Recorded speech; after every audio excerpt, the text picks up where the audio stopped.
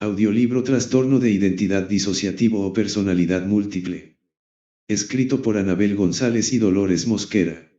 Los trastornos disociativos son un campo controvertido entre los profesionales de la psiquiatría y la psicología. González, 2010, y, de entre todos ellos, el trastorno de identidad disociativo, TID, o trastorno de personalidad múltiple ocupa el centro de esta polémica. Mientras diversos autores hablan sobre numerosos pacientes con este diagnóstico y su tratamiento específico, muchos profesionales en diversos países afirman no haber visto en muchos años de vida profesional ningún caso de personalidad múltiple. Cuando un paciente presenta sintomatología evidente de presentar diversas identidades alternantes, es frecuente que los clínicos sospechen ante todo de una simulación. ¿A qué puede deberse esta disparidad de opiniones? Las enfermedades mentales están basadas supuestamente en evaluaciones estandarizadas, pero en la práctica los pacientes reciben numerosas etiquetas diferentes según el área problema que el profesional haya considerado más importante. Una de las razones para que esto ocurra es que el concepto de enfermedad mental no es absolutamente equivalente al de otras enfermedades médicas, en las que hay un origen o al menos un mecanismo causal conocidos, y un cuadro clínico definido. La patología psíquica se presenta, salvo algunos casos muy concretos, como constelaciones de síntomas que se combinan de modo particular en cada persona. Los pacientes con TID, antes personalidad múltiple, que presentan diversos síntomas psicológicos y somatomorfos reciben con frecuencia muchos otros diagnósticos antes de ser identificados como trastornos disociativos, y en un porcentaje muy elevado nunca son diagnosticados de TID. Parte de las claves para entender tanta discrepancia de posiciones teóricas puede entenderse a partir del desarrollo histórico de las teorías del trauma y del concepto de disociación, que describiremos a continuación. 2.1. El papel del trauma en la enfermedad mental. El trastorno de identidad disociativo, TID, o personalidad múltiple ha sido un diagnóstico prevalente en las etapas en las que el trauma temprano, al que está fuertemente asociado, estaba siendo el núcleo de interés de la comunidad científica. Desde finales del siglo XIX ha habido oscilaciones entre el reconocimiento y la negación del maltrato infantil, en particular del abuso sexual. En Etiología de la histeria, Sigmund Freud 1896 proponía esta relación entre abuso sexual en la infancia y enfermedad mental, de la que poco después se desdijo para atribuir el origen de la histeria a la fantasía edípica de sus pacientes. La psiquiatra de Harvard Judith Herman, 1992, relacionó este cambio de Freud con la presión social de la época victoriana, en la que no debió de resultar fácil hablar de abuso sexual intrafamiliar. Este giro de la teoría freudiana, para abandonar la hipótesis traumática, se relacionó con décadas de literatura psiquiátrica en la que el trauma, la disociación y la personalidad múltiple parecían sencillamente haber dejado de existir. Cecily Meissner, 1973. Con las grandes guerras mundiales y los casos de la denominada neurosis de guerra o cell shock, y en particular con el movimiento sociopolítico asociado a la guerra de Vietnam, la huella que el trauma dejaba en la mente y el cuerpo de los individuos no pudo ser negada. Van der Kolk, Beisaet y Van der Hart, 1996. El movimiento feminista de los 70, que puso el foco en el maltrato intrafamiliar, y la publicación de diversos estudios en relación con el maltrato y el abuso a menores, Burgess, Grass, Holmström y Scroy, 1978, Scroy, 1982, Herman, 1981, Courtois, 1988, Ster, 1991, contribuyó también a lo que puede denominarse el retorno de la teoría traumática, Chu y Bowman, 2000. Y, de nuevo, con la emergencia del trauma en la literatura científica, el TID reaparece en el debate clínico. En los 80 empieza a estudiarse el trastorno de estrés postraumático, TEPT, como diagnóstico y comienzan a mostrarse las evidencias sobre los efectos psicológicos y fisiológicos del trauma. En esta década se funda la Sociedad Internacional para el Estudio de la Disociación, rebautizada más tarde como Sociedad Internacional para el Estudio del Trauma y la Disociación, ISSTD, y la Sociedad Internacional para el Estudio del Estrés Traumático, ISTS. Estas sociedades internacionales y sus correspondientes europeas, ESTD y ESTS, tratan de coordinar a profesionales, investigaciones y ofertas formativas del extenso campo de estudio del trauma y la disociación.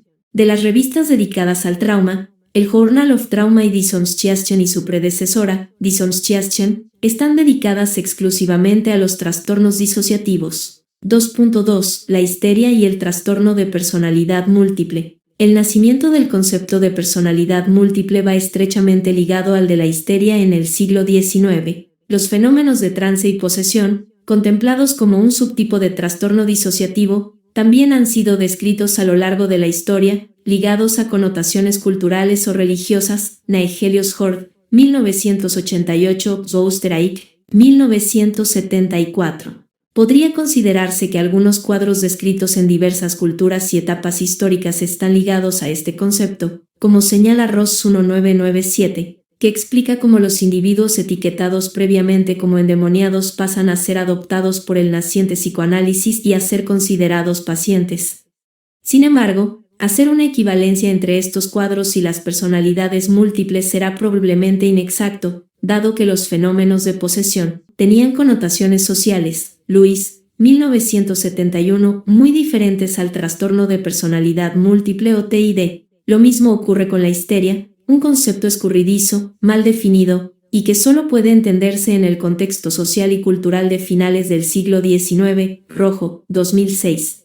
El nombre histeria procede del francés hysterie, y del griego V6, epa, útero. Los griegos describían una patología característica de las mujeres, que se caracterizaba por ansiedad, irritabilidad, fantasías sexuales y excesiva lubricación vaginal, que según ellos partía de un útero ardiente. Un mito griego describía que el útero migraba por el cuerpo de la mujer, causando síntomas al llegar al pecho. Hay descripciones en papiros egipcios y en obras de Platón e Hipócrates. Galeno en el siglo II escribe que la histeria era una enfermedad causada por la privación sexual en mujeres particularmente pasionales. En la era medieval se diagnosticaba frecuentemente en vírgenes, monjas y viudas, y menos en mujeres casadas. El coito a través del matrimonio era el tratamiento de elección. Aunque estas descripciones antiguas guardan una relación poco consistente con el concepto de la histeria, esta asociación con la represión sexual en la mujer continuó en siglos posteriores. La auténtica eclosión del diagnóstico de histeria se produce en la época victoriana, donde llega a diagnosticarse de histeria a 1 de cada 4 mujeres. Todo tipo de síntomas, 75 diferentes, junto a una tendencia a causar problemas, se asociaban a este cuadro, que acabó describiendo casi cualquier dolencia en mujeres para la que no se encontrase una causa que la medicina de la época pudiera diagnosticar. Curiosamente, esta asociación de que un trastorno disociativo seroconversivo es todo aquello que no tiene una causa identificable, también parece impregnar el diagnóstico de disociación en nuestros días, convirtiendo los trastornos disociativos en un diagnóstico por descarte. González, 2010, pese a los numerosos instrumentos disponibles para un diagnóstico operativizado. Este borroso concepto de la histeria supuso no solo una moda transitoria, sino un reconocimiento entre los profesionales médicos del papel de los factores psicológicos en la sintomatología física. También en la obra de algunos autores se asocia al reconocimiento de la influencia del trauma en la salud mental y del organismo, pero también desde sus inicios la asociación con la teatralidad y la simulación pone en tela de juicio los diagnósticos de histeria. La Salpêtrière, por un lado, y la escuela de Nancy por el otro, debatían sobre la autenticidad de los cuadros inducidos por Charcot en su famoso anfiteatro y sobre los fundamentos de la hipnosis, que era la vía prioritaria de exploración y tratamiento de las pacientes histéricas. Rojo, 2006. La escuela de Nancy remarca el papel de la sugestión en el efecto de la hipnosis. La teoría psicoanalítica, que se desarrolla a partir de la hipnosis, quedaría vinculada junto a esta al devenir del concepto de histeria en la época, y dejará rastros en las concepciones modernas. Sin embargo, el concepto de personalidad múltiple, aunque relacionado con estos temas, no puede simplemente considerarse un sinónimo de la histeria. Junto a esta epidemia de la histeria, durante todo el siglo XIX se dieron a conocer muchos casos de personalidad dividida. En 1880 la cuestión de la doble personalidad era un foco de enorme interés para psiquiatras y filósofos. De 1874 a 1886 una moda de multiplicidad se despliega sobre Francia, las ciencias de la memoria se consolidan y la idea del trauma, que hasta entonces se circunscribía a las lesiones corporales, se aplica también a la herida psíquica. Hacking, 1995/1998. Rojo 2006 señala cómo el concepto de personalidad dividida no tiene que ver únicamente con el concepto de la histeria, sino con el debate de la época en torno al concepto de personalidad y de la unidad del yo. Los filósofos Tan y Ribot defienden una sucesión o coexistencia de personalidades, de diferentes yous, que correspondían a estados orgánicos distintos y por naturaleza inconscientes. En 1876, el caso Félida fue presentado en la Academia de las Ciencias Morales y Políticas, y publicado por la Revue Scientifique. Félida presentaba dos personalidades alternantes, una de ellas, la llamada condición primera, ignoraba todo de la otra, la cual, a la inversa, poseía una memoria completa. En aquella época, el caso generó un intenso debate respecto a si se trataba de una personalidad dividida o si el problema central era la amnesia. Las teorías desde las que se explicaban estos casos en la psiquiatría francesa estaban más ligadas al sonambulismo espontáneo y artificial, y hablarán de desdoblamiento. Este debate reflejaba la preeminencia que los autores franceses daban al tema de la memoria, Rojo, 2006, frente al énfasis en la multiplicidad de la personalidad propia de los autores ingleses y americanos. Estos últimos estaban fascinados por la permutación de personajes. En la psiquiatría anglosajona se utilizará el término doble conciencia, separado por completo del magnetismo y la hipnosis, Kraft, 1993.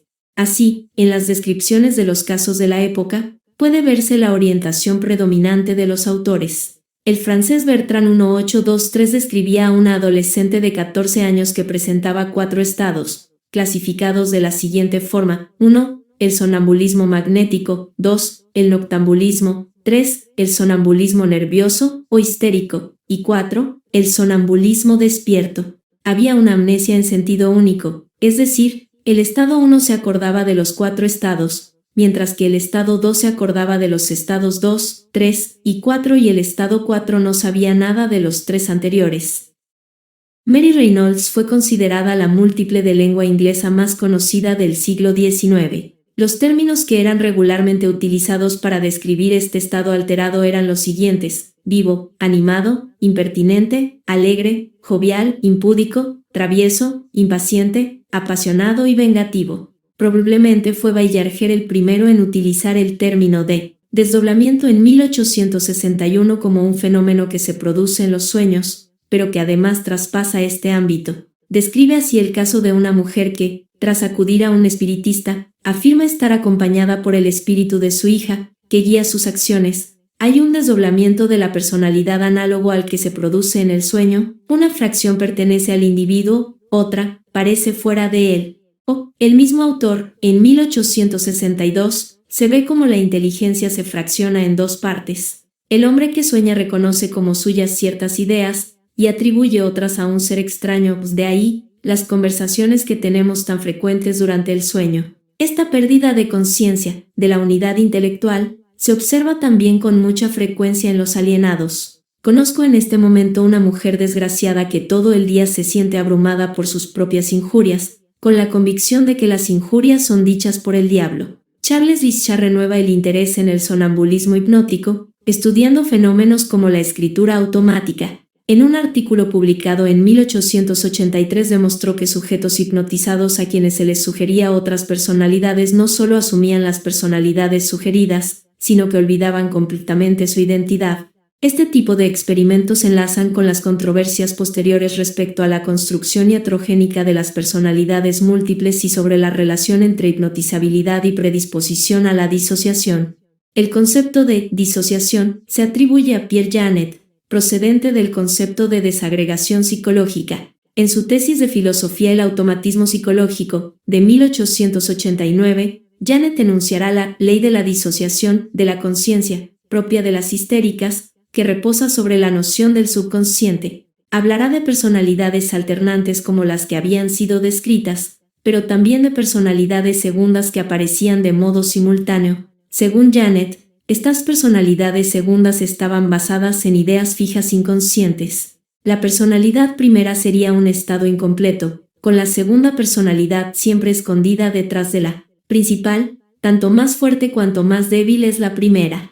Janet estudia en particular a 4 pacientes, para elaborar sus teorías sobre la disociación: Leonie, Lucie, Rose y Marie. En relación con los estudios sobre hipnosis, Alfred Binet, 1890-1896, describe que las personalidades alternantes, o alters, pueden ser producidas de forma experimental en sujetos altamente hipnotizables, aunque estos alter eran análogos incompletos y transitorios de los que se presentaban en el TID. Entiende que este desdoblamiento de la conciencia es un mecanismo clínico común a muchos trastornos psiquiátricos. Un fenómeno relacionado, y también asociado a la hipnosis, es el del observador interno, descrito por Hilgard 1994, que hace referencia a los trabajos de Rischa, 1977-1984. Un autor que junto con Janet tendrá gran influencia en teorizaciones modernas sobre la disociación, como la teoría de la disociación estructural de la personalidad, Van der Hart, Nigenois y Stl., 2006, es Charles Mears, 1940. El autor describe una teoría de la psicología humana normal basada en estados de conciencia paralelos disociados. Habla de un self subliminal, que coexiste con un self supraluminal, en el que influye a través de diversos tipos de intrusiones. La personalidad múltiple francesa siempre estuvo ligada a la histeria. Todas las múltiples eran histéricas y presentaban habitualmente los síntomas que Charcot había hecho célebres. Después del periodo 1895 a 1910, la histeria dejó de ocupar un lugar protagonista en la psiquiatría francesa. Se hacía un sencillo silogismo: con la desaparición de la histeria, la personalidad múltiple también desapareció. 2.3. Personalidad múltiple y esquizofrenia. El concepto de esquizofrenia se asocia con frecuencia a personalidad dividida o personalidad múltiple. Bleuler acuña en 1911 el término esquizofrenia partiendo del griego seisikufti, chisein, dividir, escindir.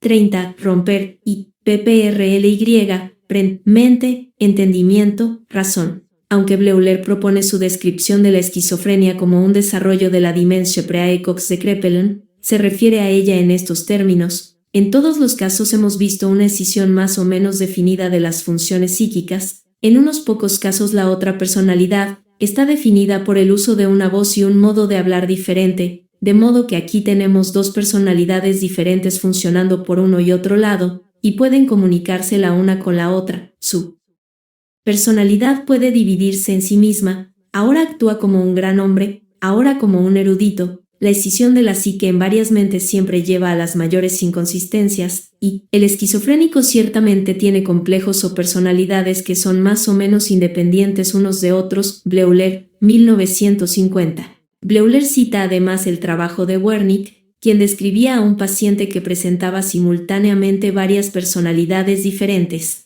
Aunque Bleuler consideraba raros los casos puros de doble personalidad, el término esquizofrenia quedaría desde entonces ligado a la personalidad múltiple. Es probable que esta confusión no obedezca estrictamente a una cuestión etimológica y de traducción. Muchos casos de TID o personalidad múltiple se asemejan mucho a la esquizofrenia.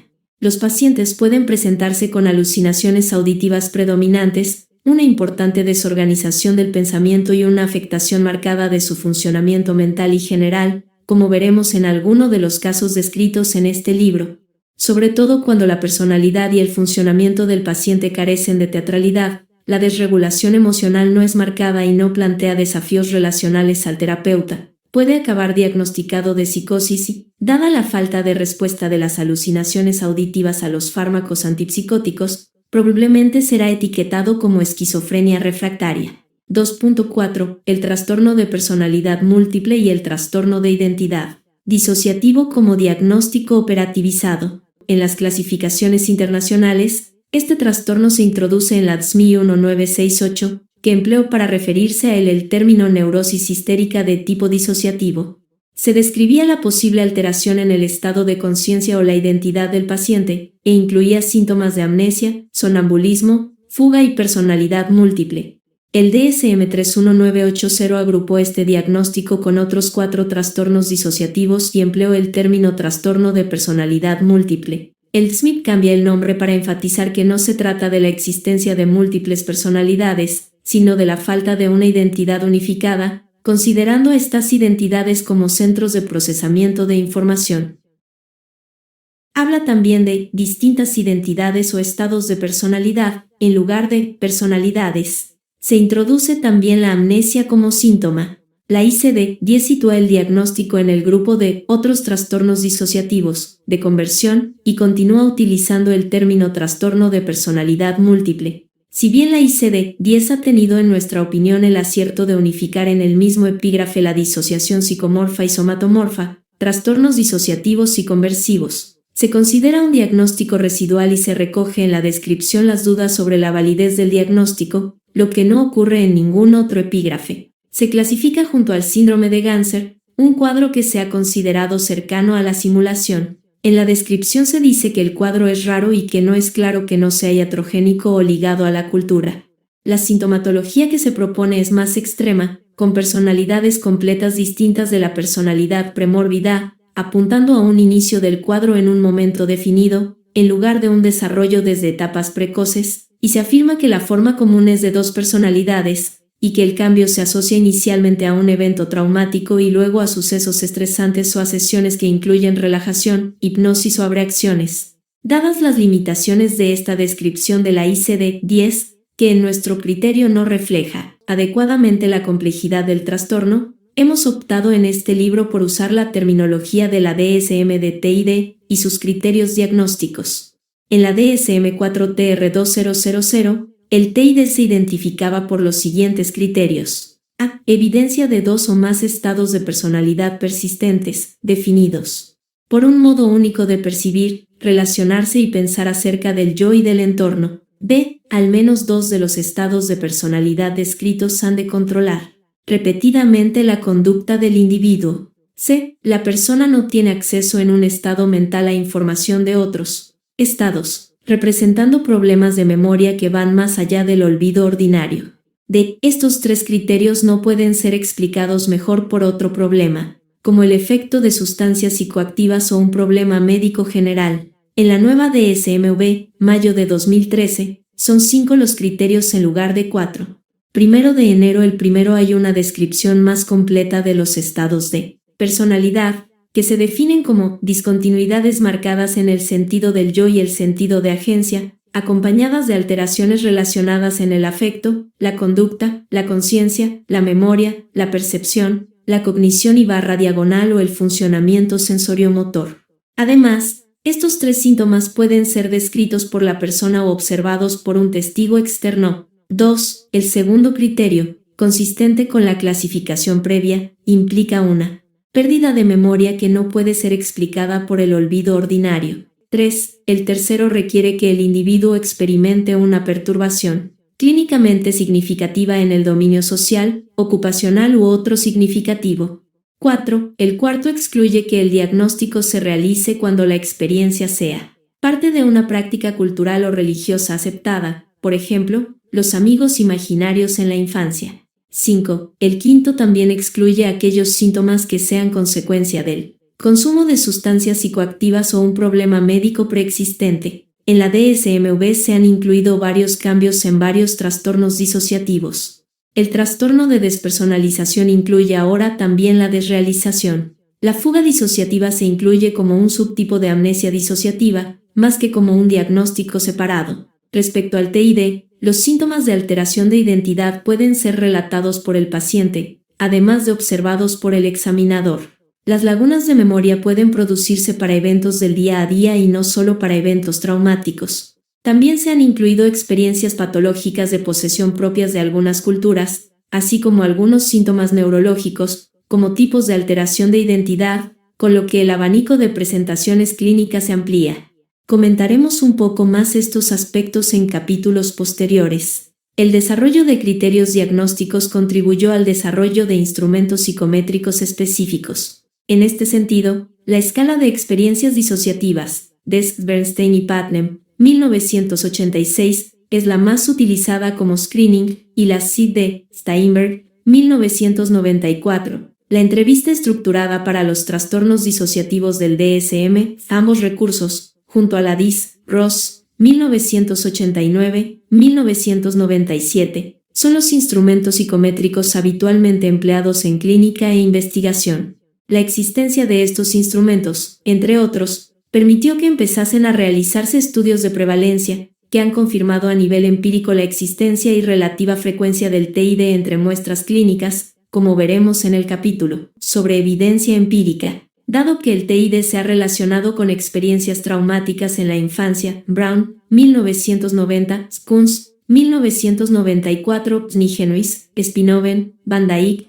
Van der Hart y Van der Linden, 1998, Chu, 1998, y a un apego temprano desorganizado, Liotti, 1992, 2009, es lógico pensar que en población infantojuvenil empiecen a presentarse síntomas. Existen ya instrumentos específicos, como la lista de comprobación de disociación infantil, Child Dissociative Checklist, Putnam, Helmers y Trickett, 1993, y la escala de experiencias disociativas en adolescentes, Hades, Armstrong, Putnam, Carlson, Libero y Smith, 1997, y se han desarrollado abordajes para comprender y tratar la disociación en niños, Silver, 1996, Putnam, 1997. Sin embargo, el diagnóstico de trastorno traumático del desarrollo, Van der Kolk, 2005, que trata de describir las consecuencias precoces de la traumatización temprana, no ha sido incluido en la reciente DSM-V.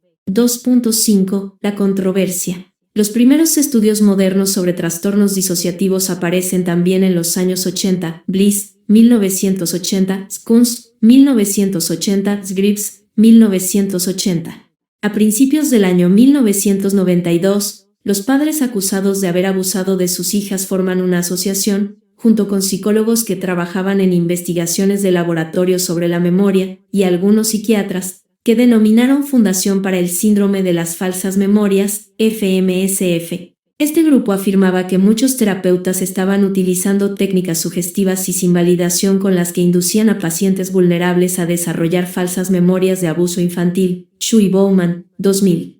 Los defensores del síndrome de las falsas memorias afirmaban que no había una evidencia científica de que existiese una amnesia traumática y que terapeutas equivocados estaban causando mucho daño al hacer creer a pacientes no traumatizados que sus padres habían abusado de ellos. Estas personas llevaron a cabo ataques sistemáticos contra la validez del diagnóstico de TID, las historias de abuso ritual, el uso de la hipnosis y la terapia de visualización guiada. Los ataques de la FMSF contra los defensores de puntos de vista distintos llevaron durante un periodo a que se adoptaran posturas extremas respecto a las memorias traumáticas, especialmente las memorias recuperadas, donde todo era verdad o todo era falso. Como suele ocurrir en ciencia, ambos puntos de vista resultaron contener parte de verdad. Es cierto que algunas técnicas sugestivas pueden llevar a memorias traumáticas imprecisas. Sin embargo, no hubo evidencia de que la mayoría de los terapeutas tuviesen intención de persuadir a pacientes dubitativos de que habían padecido abusos por parte de sus padres, y no se pudieron conseguir pruebas definitivas de la implantación clara de memorias en terapia.